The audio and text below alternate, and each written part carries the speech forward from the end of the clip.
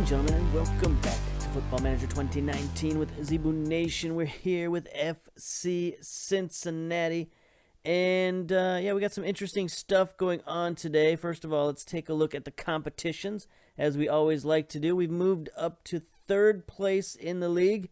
After 15 games, we got 8 wins, 2 draws, 5 losses, total plus 5 goal differential, and a total of 26 points. Good enough for third place. As I mentioned, we moved up to 7th place in the Supporters' Shield, so things are looking good. Now, today's matchup is going to be a U.S. Cup matchup, but before we get to that, there's a little bit of housekeeping we need to take a look at. First of all, training facilities have finally been upgraded. It's been like a year-long process. Started, I think, December of last year, or maybe even earlier than that. So let's take a look at the club facilities. Where are we at now? Training facilities. Great training facilities. So that's good. So we're finally sort of playing on a level playing field with the rest of the league in terms of training facilities. So now we can, there are teams in the league with better training facilities than this, but we've at least got good enough training facilities that hopefully now our players will start responding to our training a little better. So that will be outstanding. And then the other interesting little tidbit, look at, so our opponent next after our U.S. Cup is DC United. If we take a look at DC United, I just saw this flash by as I was moving things along. Maradona fired by DC United. Oh no, the DC United is to interview Jesse Marsch or Preki. They've interviewed both of those players, so some familiar coaching names are going to come in to replace Maradona. I'm sure he'll land on his feet somewhere, but I've always enjoyed coaching against him. We'll see if he lands back in MLS or if he goes someplace else. But anyway, let's get to today's business.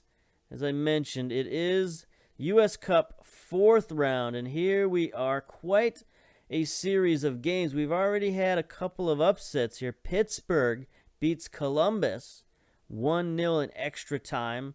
Las Vegas over Portland Juniors, Portland 2. It's a bit of an upset, I suppose. San Jose beats Fresno pretty badly, 3-0. But then some of the matchups this round are pretty brutal. Portland versus Seattle. That's a brutal matchup. FC Dallas versus Houston. Brutality. New York versus Atlanta. LA Galaxy versus LAFC.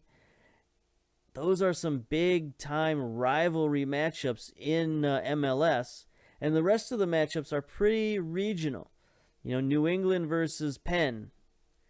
That's a fairly regional matchup. DC United versus Richmond. That's a fairly regional matchup. And then, ours is kind of not regional, but I'm sure we played each other quite a bit in the USL in the last couple of seasons, Cincinnati versus North Carolina. So you could consider it maybe a minor rivalry game, but we'll see. It's the closest we've got. There's not a lot of teams around us other than Columbus. So I guess I'm just thankful they haven't planned out that Cincinnati and Columbus are rivals yet. So they didn't put us together. You'd imagine that they would put us together in the first round if they thought of it, but apparently they haven't thought of it. So let's get to our match preview versus North Carolina. We are 2-1 favorites. North Carolina's only played 2 games, apparently. Their team is sort of, 2-star, 3-star sort of guys at best. 2.5, I suppose, is their best players. Schedule-wise, they've only played the 2 U.S. Cup games, and this is the problem with the database, is that the lower leagues in North America don't have any schedule to play, per se. They did beat Detroit City 9-0, which is pretty bad. And then Lionsbridge FC, they beat 2-1. So we'll see. We'll see how they play against us. But we're going with our typical formation, maybe not our typical team. Trying to play as many Americans as possible. Not sort of going crazy like I did last year, playing every sub on the bench. So we do have some familiar names and some starters in there. So we have Hudson in goal. It's one of his few chances to play. So he's playing and he's taking the captain's armband to boot. Stevenson at one fullback, Aguirre at the other. Glad and Richards, familiar tandem in the central defense. Philippe and Richie Salvador in the midfield. Wadey, Crispum, Sonora, and Adi. So, as I said, some familiar names, some young American players. We're sort of trying to have the best of both worlds, see how those guys work out. Now, North Carolina, they're going with a bit of a modified 4-4-1-1 with two defensive midfielders, it looks like. We don't know the names of any of these guys, but most of their guys have pictures, so they can't be that bad, right? Let's get to the pep talk. We should be winning this comfortable. Play your game and let's do it. You've chosen to leave out Akechi. Yeah. I don't know. We're resting him. It's a long season. He needs rest. Can you talk to us about your changes today? It's a squad game nowadays, and I have full faith in the 11 players. Come on. Only 2 questions. How many times do I have to tell you? 2 questions is the maximum. You might have a problem motivating the team. No, I don't think so. I don't feel like... I don't think that would be a problem. Players work hard, train hard. Everybody... Yeah, let's go.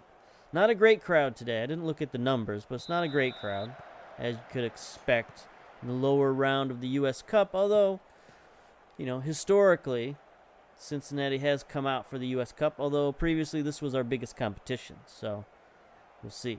We'll see how it works. All right, first highlight. Richards sends a free kick downfield to Sonora, who again dives inside, leaves room for the fullback to go wide, but Crispin takes it the other way, gets it forward to Wendy with the goal. Wadey, I always want to call him Wendy. It's Wadey. One of our other... Is he a draft pick or is he a academy player? I forget. But he's on the ball, whatever he is. There it is. Great left-footed shot. Good pass by Crispum. Gets the early goal. Are we checking onside here? Is this instant replay? We are fine and dandy. Completely onside. All right. VAR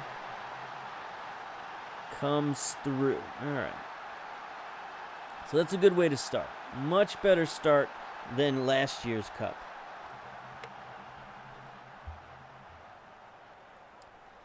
You know, we had a lot more guys who were sort of in the rotation because of the Champions League run. You know, we played a lot of weird guys. Here's Crispum with the free kick. He curves one in, knocks it off the goalkeeper. Wow. Just sort of to add insult to injury, he ricochets it off the goalkeeper and in. Goalkeeper didn't even have time to move. Let's see. He moves forward a little bit and then tries to punch it over the bar, but can't do it. All right, that's a little better than what it looked from the front view. So at least he made an effort. But it was to no avail. Here's Crispum again. Can we get an instant replay? Nope, he curved it a little too much that time. So yeah, we got more fit players this time around. There was a larger pool of guys to choose from in terms of who has played quite a bit this season because of Champions League and because we played a lot of different guys in the MLS season. So I think we're a little better prepared this year. And even though our competition is tougher, we're playing much better. Already a 2-0 lead. Looks like they've changed their approach to go more attacking. Okay, it's going to be difficult with this formation. Mathis has accomplished a crosser. Okay, we'll close down on him. That's fine. Here we go. Throw in. Looks like they're pushing forward a little bit. Aguirre to Richards. Glad.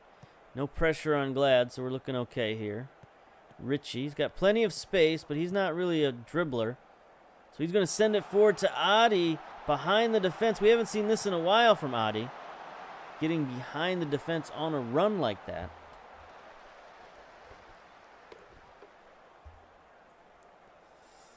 There we go. Maybe we need to play Richie Salvador a little bit more. Somebody who's more willing to try those through balls.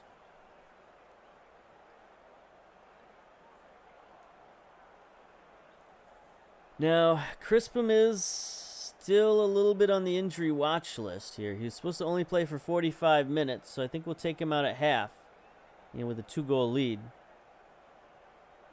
Try one of our new players. Going to put Sanduc in there at tactics. Yeah, we put Saint Duke in there at attacking midfielder. Not really what he likes to do, but he's halfway decent at it. We could put him as a shadow striker, but yeah. Attacking midfield is fine. We'll leave Sonora in there for the time being. We could bring Kiri Shelton in at any of the different positions if we want to. Okay,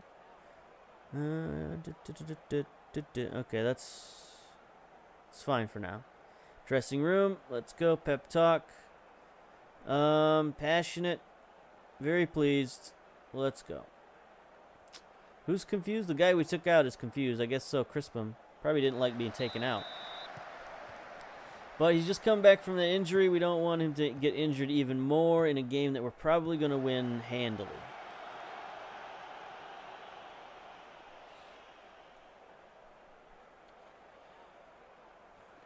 Yeah.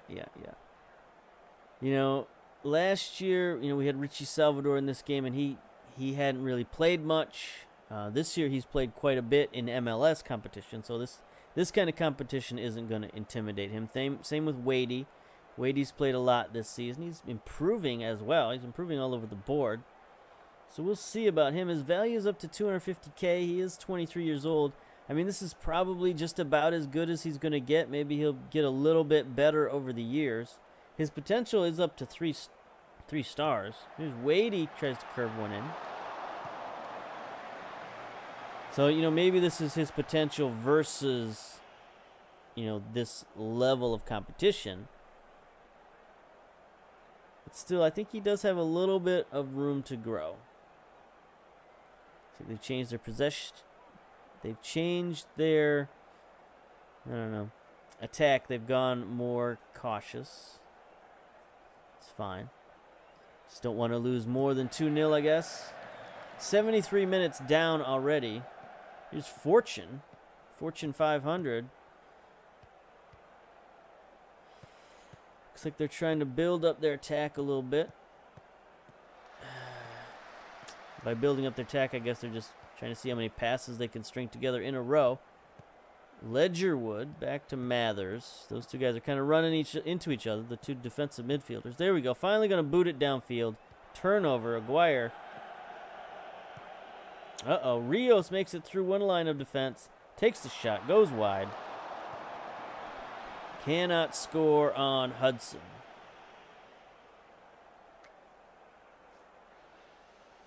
Think we can take Adi out of there. Bring in Kiri Shelton. Make him go back to a pressing forward. Haven't done a pressing forward all season long. No need for Adi to get injured in this kind of game.